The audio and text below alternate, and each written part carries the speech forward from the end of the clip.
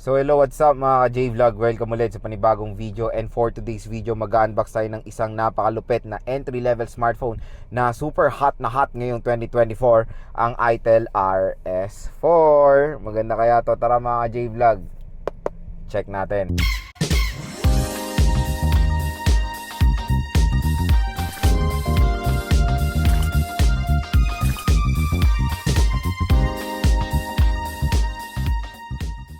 So yan na mga J-Vlog, ang Itel RS4. Napaka-solid nito. Sa specs pa lang, tinignan ko, napakaganda na. And syempre, binili ko to ng launch date sa Shopee. Nakuha ko lang to ng napakamura. I think nasa 4,700. Itong 8GB 128.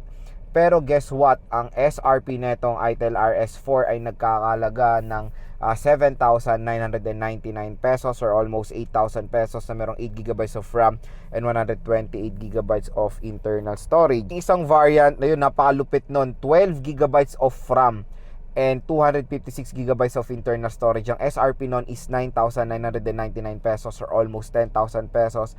Pero nakita ko yon sa Shopee mga J-Vlog sa launch date na itong Itel RS4, 5,700 na lang ata. Grabe, di ba?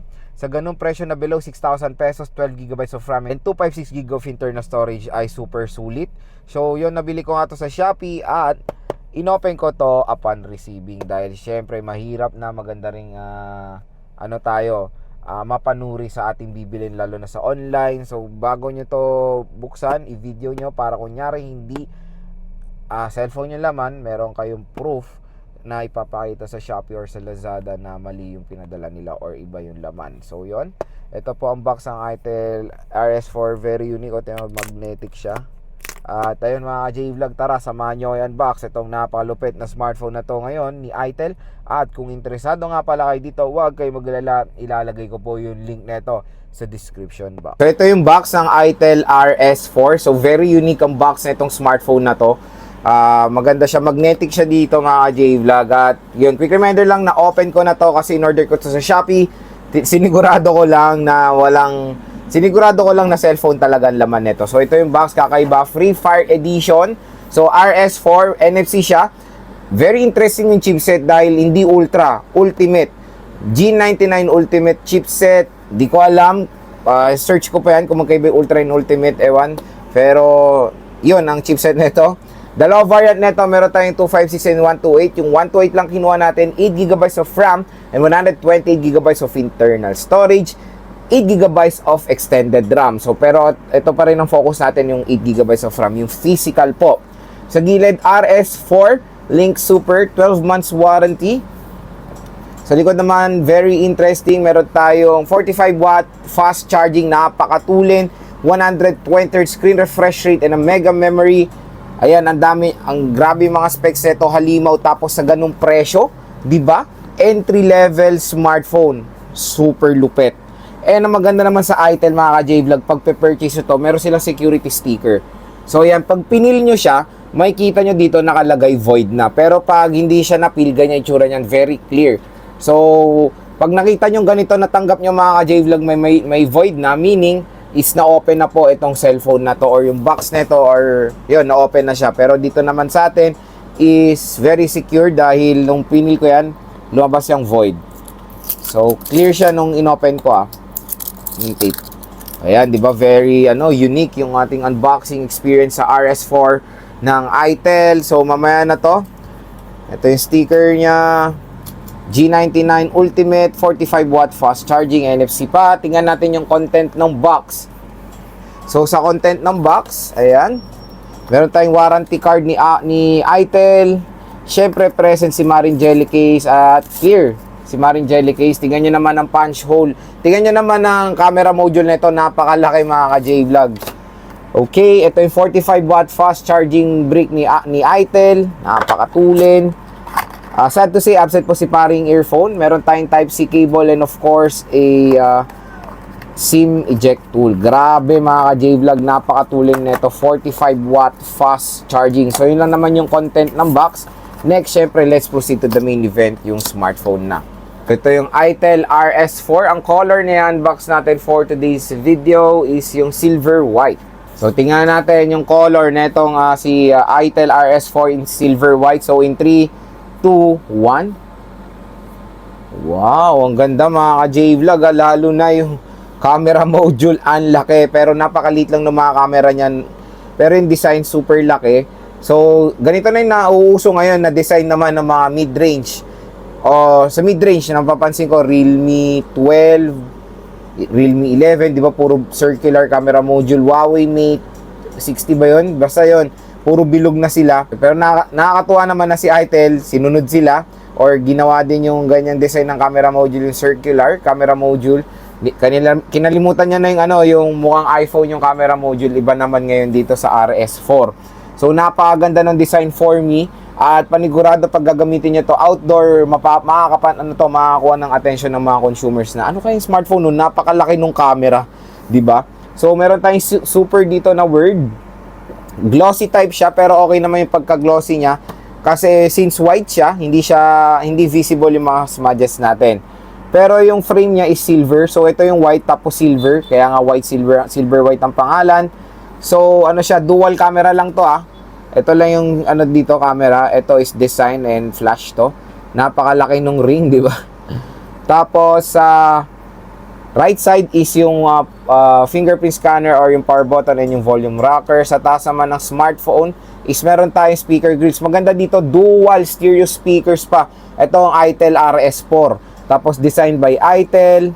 Sa left side naman is SIM tray. So, tingnan natin kung hybrid ba to or hindi. Kung hybrid ba or not, itong RS4. So, yan mga J-Vlog, good news, hindi siya hybrid SIM card slot. Pwede siyang lagyan ng dalawang nano SIM at isang micro SD card ng sabay. Sa baba naman ng smartphone is a 3.5mm headphone jack, microphone, USB Type-C port at isa pang speaker grills. So, ang maganda rin dito is meron na siyang screen protector out of the box and open na natin for the first time itong si Itel RS4. Itel powered by Android. So yan, na-open na natin at na-setup na natin si Itel RS4. Ang first na titingnan natin is of course yung kanyang storage. So equip siya ng 120GB na internal storage. So ito yung pinaka-base variant. So tingnan natin yung storage niya. Yun, 22GB na ang na-occupied niya. 120GB, malaki pa. Ang dami nyo pa malalagay dito sa storage nitong RS4. 8GB of RAM. Tingnan natin yung kanyang specs. So, Android 13 siya. MediaTek Helio G99 Ultimate. 50 megapixel rear, 8 megapixel front, 8GB of physical RAM, 5K battery, full HD plus 720p na resolution. So yan mga J-Vlog. At next, ang maganda rin dito support niya pa ang 120Hz screen refresh rate for smoother animation. So yan, naka 120Hz na siya. 'Di ba? Napakalupit, napaka-smooth. So okay na okay, all goods po for gaming itong RS4. Next is syempre, lagay natin si Maring Jelly Case. Yan. So, napaka-clean tignan nitong RS4. Diba? Mukha rin siyang Realme 12. So, okay na okay. Ganda nung smartphone na to.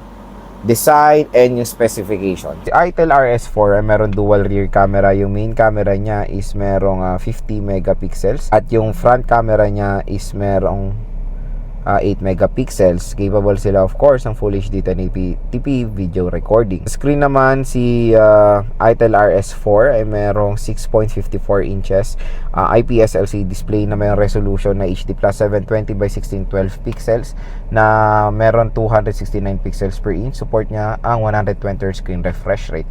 Sa OS naman out of the box, Android 13 siya with Itel OS 13. Sa chipset meron siya MediaTek Helio G99 Ultimate. Meron tayo octa-core CPU na merong clock speed up to 2.2 GHz and sa GPU nakamali G57 MC2 siya.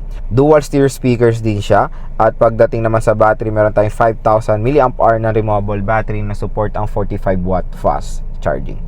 So yun mga ka-J-Vlog, next naman gusto ko i-share sa inyo yung first impressions ko dito sa bagong labas na ITEL RS4. Number 1, focus tayo sa display. Yung display na ito, almost 6.6 inches. Not bad naman yung screen size niya for me. Yung resolution, nasa basic siya na HD plus 720p. Opinion ko lang, yung ganong resolution ay hindi na talaga perfect fit sa ganitong presyo na almost 8,000 pesos. Pero sa case naman ni ITEL RS4, bumawi siya sa mga ibang specifications. Kaya siguro nag-cost cutting sila. Ginawa na lang nilang HD plus 720p para makapag-provide sila ng ibang magagandang specs itong smartphone na to. Tulad na lang ng chipset of course.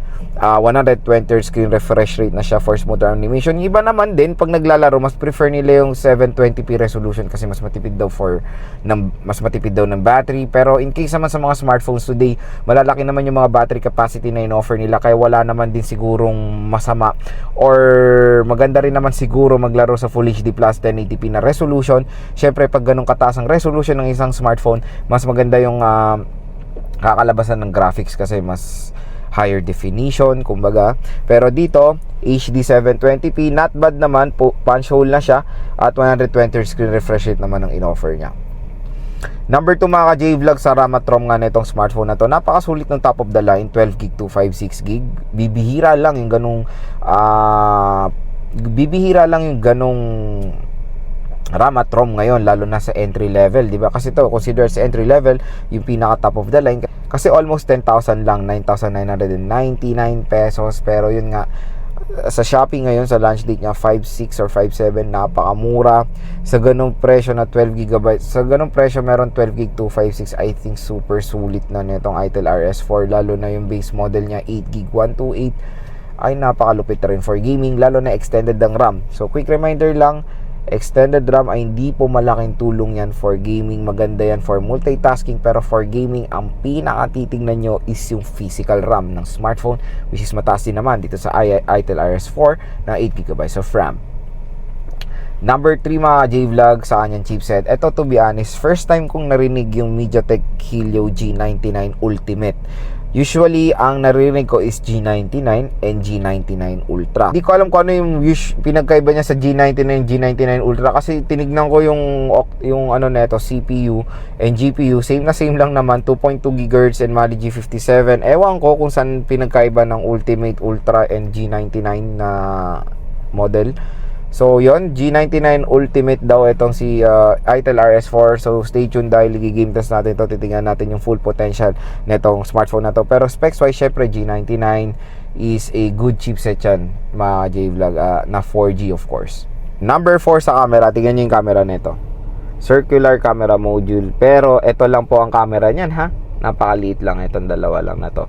So main camera niya is 50 megapixel. So maganda naman yung ginawa nilang design, 'di ba? Mukha na siyang ganito yung mga nausong design niya sa Realme, 'di ba? Realme 12, Realme 11, ganito yung mga circular shape.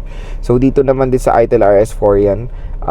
Ganito rin siya, circular shape, pero ito lang yung camera niya, dual camera setup. So nakita nyo rin naman yung mga photo samples natin kanina, maganda rin naman, malinaw rin yung mga offer ng 50 megapixel camera ng ITEL RS4. At ang pinakalas mga J-Vlog, of course, sa design. Syempre yung design nito is napakaganda for me. Parang yung yung mga sporty type na mga edition ng smartphone. Yung mga turbo, yung GT, mga GT ganon. So si ITEL RS naman. So yung ganitong design, ayan, maganda naman siya for me, lalo na yung camera module, kasi pag ginamit nyo to outdoor, ang laki panigurado makakuha to ng attention ng mga ibang consumers na kaya smartphone, napakalaki ng camera module. So yun, when it comes sa design, okay, very very unique for me, lalo na yung feel nung kanyang likod. So glossy naman siya mga J-Vlog, pero hindi siya lapitin ng fingerprint smudges since color white siya.